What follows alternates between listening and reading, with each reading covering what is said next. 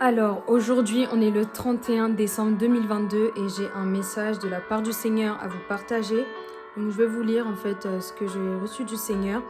Donc, le Saint-Esprit me mettait à cœur pour cette année 2023 qui commence, de ne pas oublier que l'enlèvement est proche, qu'il faut se tenir à la brèche, que l'ère de bataille de Jésus est là et qu'il faut combattre parce qu'il y aura beaucoup de batailles, beaucoup de défis pour les chrétiens, pour le monde chrétien en général, mais qu'il ne faut pas prendre la fuite, il faut affronter, comme au temps de l'église primitive, c'était des guerriers, donc nous aussi on est capable, si on a été placé en cette génération, d'affronter ce que Dieu mettra au cœur de 2023.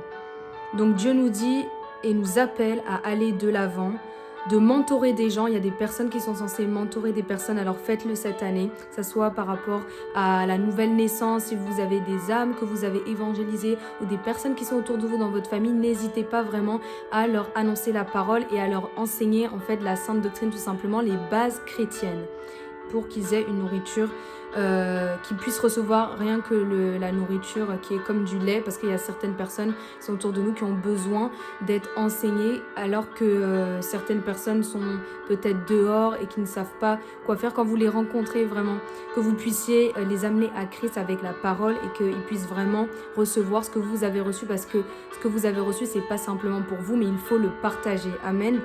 Donc Dieu me disait aussi qu'il faut s'asseoir dans la prière et avoir le fardeau des âmes. Ces personnes qui feront ça iront très loin. Les personnes qui prendront le temps avec les âmes de leur annoncer la bonne nouvelle et de vraiment les amener vers Christ.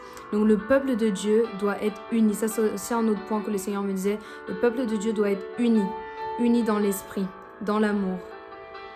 Ceux qui vont à l'église ne sont pas tous sauvés, donc il faut évangéliser même dans l'église. Il y a des personnes, vous les voyez, elles sont assises sur les bancs de l'église, mais elles ne sont pas nées de nouveau, elles ne sont pas sauvées. Et vous devez aussi en fait leur apprendre c'est quoi être un chrétien. En tout cas, vous devez faire des liens avec les personnes dans l'église et pas rester dans votre coin. Si tu sais quelque chose, annonce-le au nom de Jésus-Christ et exerce tes dons que tu as reçus, parce que c'est pour que ça puisse servir à d'autres et que tu puisses être utile dans l'église.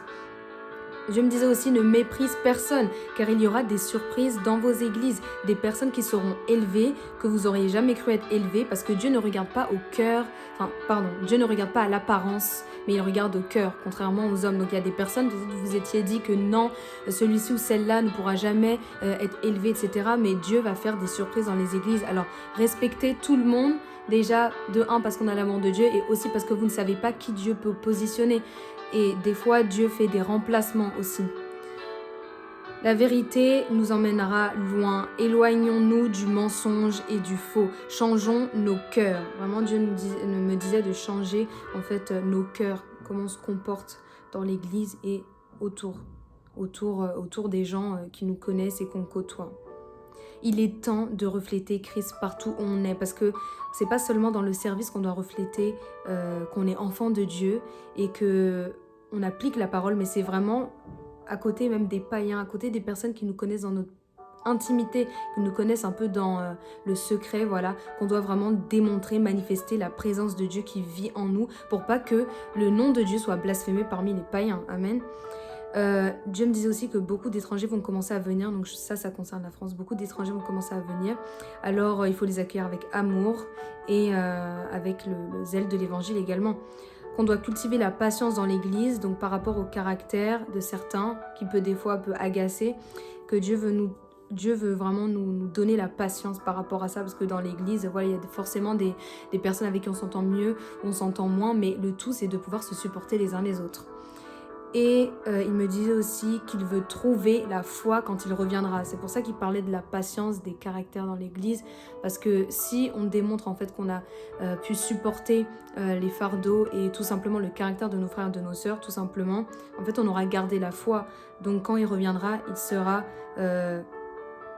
se réjouira et il sera content d'avoir trouvé des serviteurs, des enfants de Dieu fidèles dans l'application de la parole. Il veut vraiment qu'on se mette dans la tête qu'il peut revenir d'une minute à l'autre, parce que des fois on néglige ça, on se dit non, il revient peut-être dans 10 ans ou dans 5 ans. Il y a des personnes qui émettent même des dates. Donc Dieu me disait vraiment, faites comme si vraiment je pouvais revenir d'une minute à l'autre, parce que le temps passe très vite. Il dit rachetez le temps car les jours sont mauvais. Donc c'est ce que j'avais reçu de la part du Seigneur.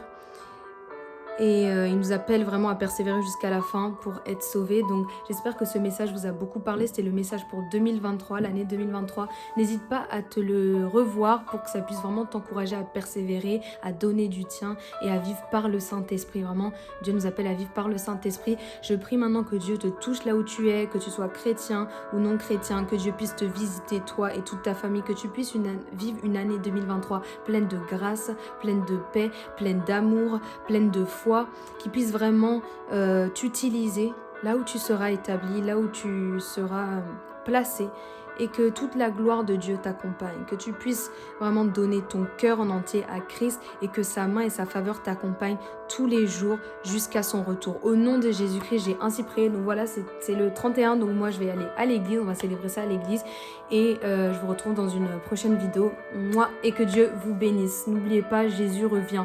Annoncez sa parole avec la puissance de son Saint-Esprit.